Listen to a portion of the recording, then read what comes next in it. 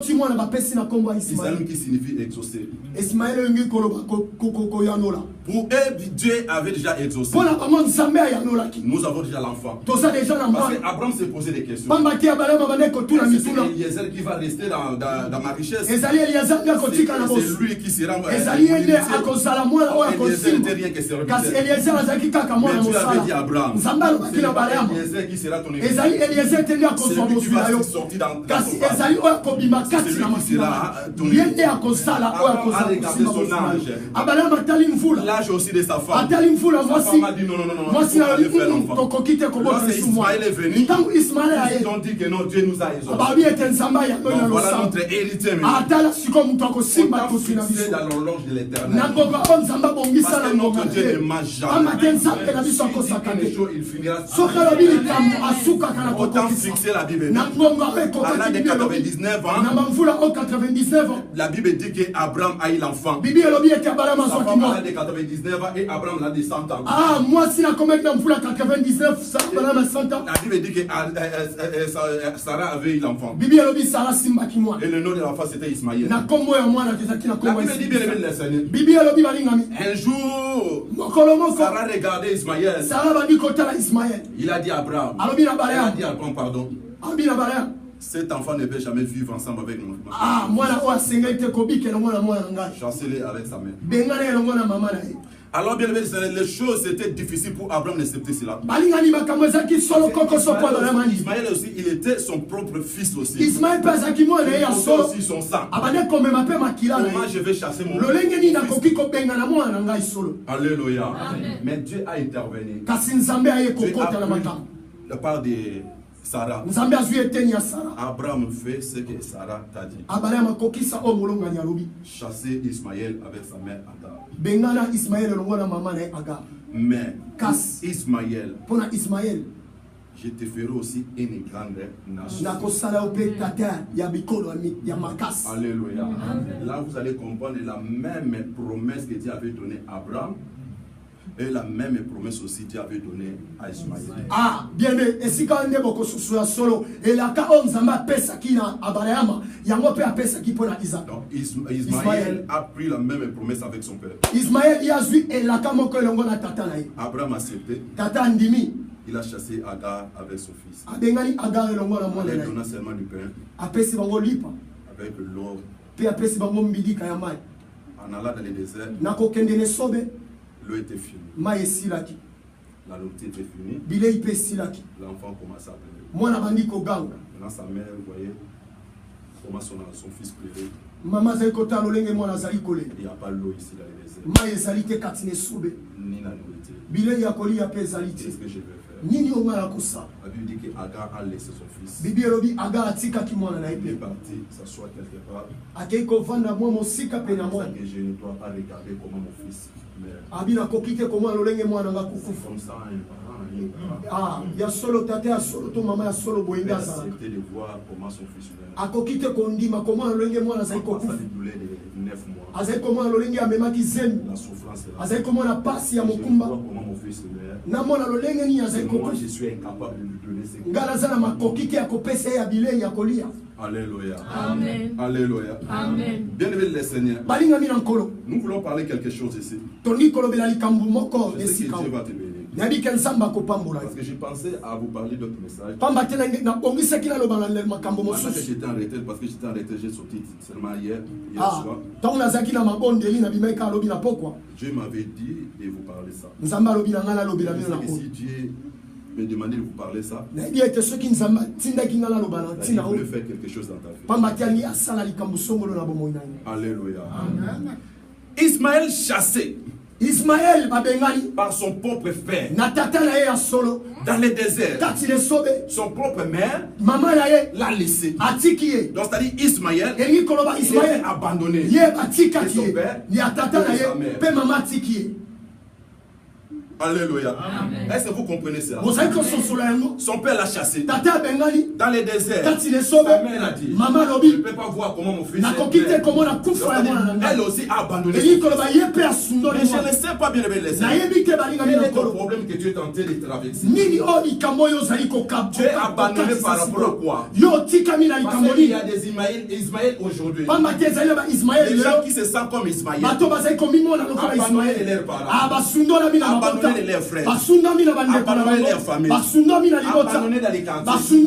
Abandonner partout. Ils comme ça rester sans personne. Vie dans la solitude. Vie dans l'abandon. Vie dans la souffrance. C'est pas toi qui avais commencé cela. Dans la Bible, il y a aussi quelqu'un de nom Ismaël. Il était abandonné. Dans ce parcours avec le Seigneur, tu cherches bien le Seigneur. C'est qu'il y a des problèmes. C'est comme ça notre Dieu travaille. C'est ça que moi j'aime à notre Dieu. Je cherche tous ceux qui ont le problème. Quand tu as des problèmes, quand tu es abandonné, rejeté, c'est-à-dire que lui, il va te prendre en charge. Pour te donner la solution. C'est notre Dieu. C'est notre merveilleux. C'est le Seigneur. Quand nous venons encore lire dans les livres de Jésus, mais même l'histoire aussi. L'histoire de Jephthé. Jephthé, la Bible dit, il était né hors de la famille. C'est-à-dire dans la famille, il y avait le papa avec sa femme. À côté, papa avait pris une autre femme. Après une autre femme, ils ont fait la femme à le nom de Jephthé. Mais cet enfant vivait ensemble avec ses frères. Dans la même maison. Donc tu es notre demi-frère. Même maman non. Mais par contre, tu es toujours notre frère. Si l'état de notre papa, tu vas bénéficier. Parce que le sang qui coule en toi, c'est le même sang qui coule à notre papa. Donc nous sommes tous des frères. Nous allons vivre ensemble. Un jour la Bible dit, et la Bible dit, les enfants de la maison, les enfants de la femme légitime, allèrent dire à Jephthé, toi tu ne peux pas bénéficier. Et la réalité de notre papa. Parce que tu es l'enfant de notre mère. Ils vont chasser Jephthé. La Bible dit, Jephthé allait se réfugier dans le ville de Tob. Quand on parle de Tob dans la Bible, la ville comme de Tob. La ville comme de Tob. De Bethléem. Nazareth. Les petites villes. Les villes de pauvres. Dans la pauvreté. Les petites villes. Nous connaissons Bethléem aujourd'hui. On connaît Nazareth aujourd'hui. Jephthé allait, c'était toujours aussi dans la ville de Tob. Le Seigneur a pris un groupe de gens. Ils ont commencé à faire à intervenir si quelqu'un a des problèmes. Cette histoire vous appelez les Kuluna. Alléluia. C'est Jephthé qui avait commencé. Il avait aussi son groupe. Alléluia. Amen. Si tu t'amuses, il vous prend et vous travaille. Si tu as un problème, il vient. Parce que le problème c'était quoi? Ils ont chassé Jephthé. Mais il y avait quelque chose qui était à Jephthé. Et ils ne pouvaient pas prendre ça. C'était la force de Dieu. Le Seigneur. Comment ne peut t'abandonner? Tu es rejeté. Mais moi je vais te dire une chose. Il y a quelque chose. Et elle ne peut jamais prendre ça. C'est la grâce de l'Éternel. À travers de cette grâce-là, que Dieu va faire quelque chose. Amen. La vérité. Amen. Amen. Amen.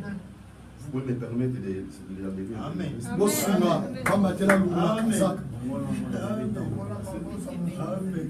Chaud ici. Amen. Amen. Ismaël est rejeté. Abandonné. La Bible dit, dans les déserts, l'enfant pleurait. L'enfant pleurait. L'enfant pleurait. Et directement, l'âme de l'Éternel a appelé Agar. Quand tu Agar, pourquoi tu pleures? Pourquoi tu as su comme ça?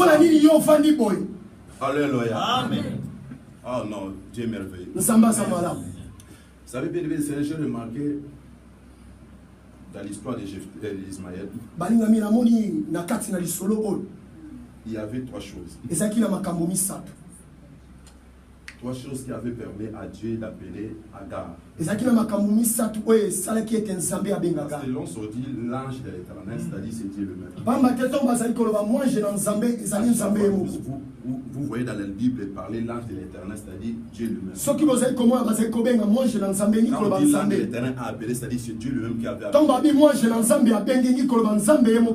J'ai remarqué trois choses. Et la chose là, ça a fait que Dieu peut s'appeler Agar.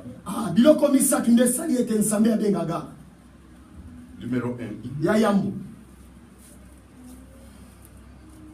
Quand Abraham a écouté la voix de Sarah,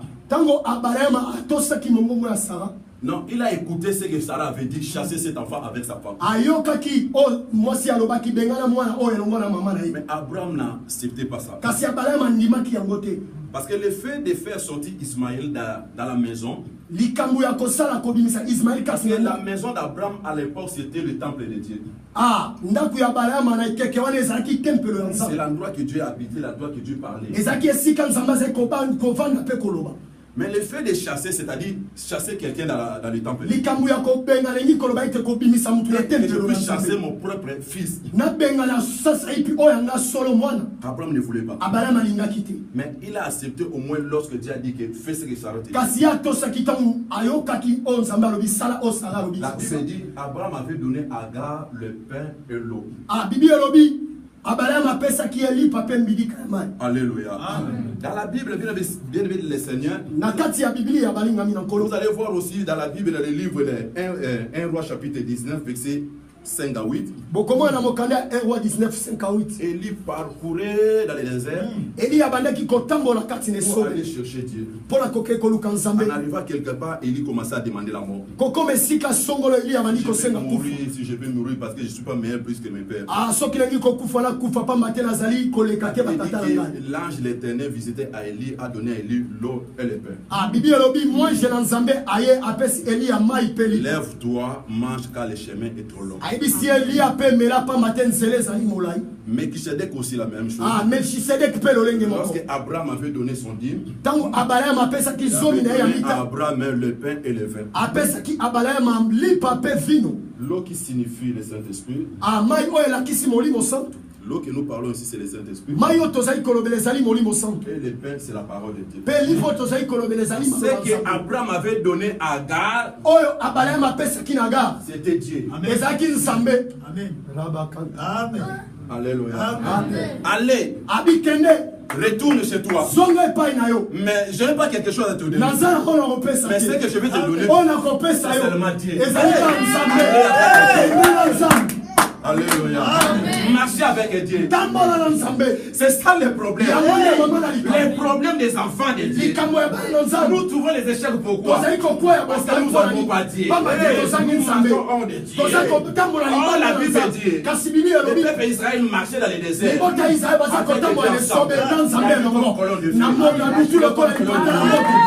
Avec Dieu. Amen. Quand tu marches avec Dieu, ce que tu vas faire, tu vas réussir. Va avec Dieu. Je sais que dans les déserts, il n'y aura pas l'eau, il n'y aura pas le pain. Mais comme tu as Dieu, il va t'appeler. On va pouvoir. Il est capable de mettre les sources là où il n'y avait pas de sources. Le problème c'est seulement de marcher avec Dieu. Soit derrière Dieu. Ne marchez pas seul. Parce que le fait que tu cherchais à marcher seul, c'est pourquoi tu trouves les échecs. Il faut demander à l'Éternel. Demander à ton Dieu. Est-ce que le Saint-Esprit, je peux faire ça? Si tu dis fais ça. Alléluia. Amen. Numéro 2.